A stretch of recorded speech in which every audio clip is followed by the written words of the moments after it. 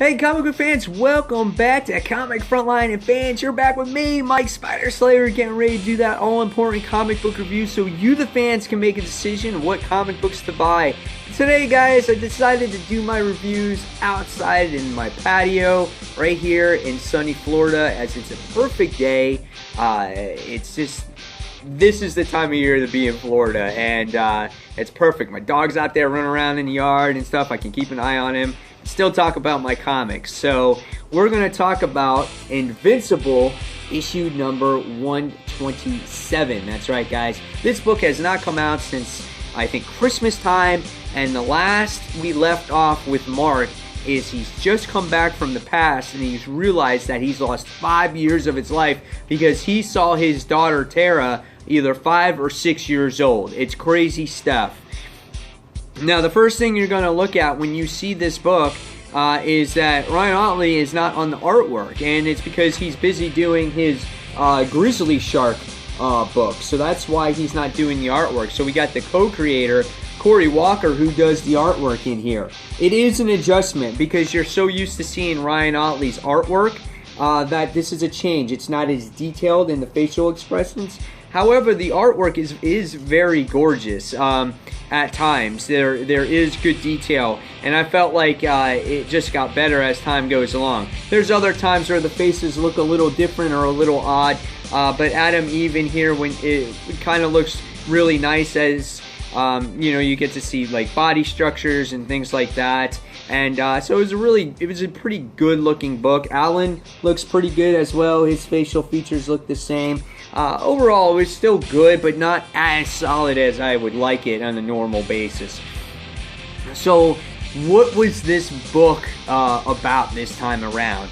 Well, basically, it's about Mark coming back from the past, like I told you about, and he runs into his daughter, and he can't believe that he's lost that many years with her and with his wife, Adam Eve, and you know, Mark gets very emotional throughout this entire issue. And it's funny because I was like, man, Mark is like such a pussy. Like, I get it. He's lost 5 years of his life, but he's still alive and he still has his family. But they address that as the issue goes along, which I thought was really funny because his brother makes that same comment. And so he's just trying to get over the whole situation that he's missed so many days of his family's life. And he kind of gets to be reunited with all his friends and his family. And he meets Alan, and Alan wants him to go to work by trying to save the world because General Thrag is still out there. And he's kind of like, no, I need a vacation. I need time to spend with my family. I haven't been around for like 5 years. So he understands. And so what happens is you wind up seeing Mark meet up with his brother Oliver, and he's got this aging, the way his body works is he always looks a little older.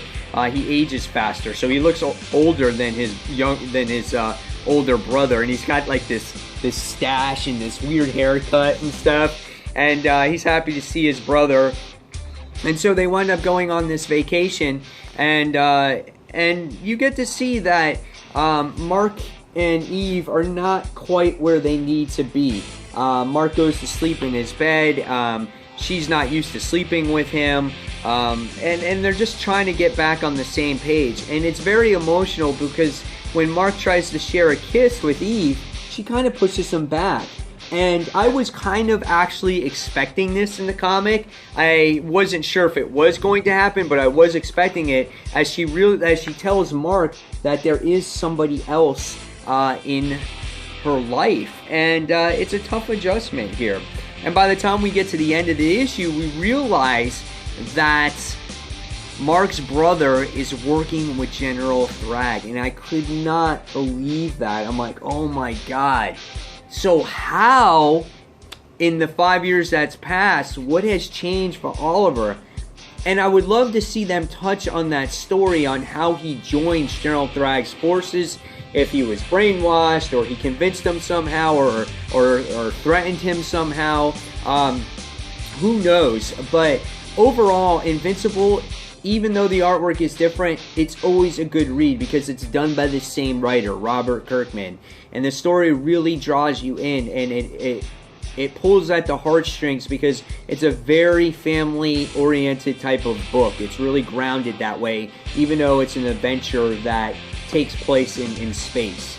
And I love that balance that book has to offer for people. And so even with the artwork aside, I still got to give this a 4.5 out of 5 stars. Really good story. Always want you to read more. I just wish it didn't take such a long break, but I'm waiting to see some of these answers and what happened to the past 5 years in Mark's side of the family. So we'll see what happens. And again, guys, 4.5 out of 5 stars. Leave me those comments below on what you thought of Invincible issue number 127. And again, fans, as always, thank you for watching Comic Frontline. And until that next comic book review, this is Mike Spider Slayer signing off. Thanks for watching, fans. Take care. Bye.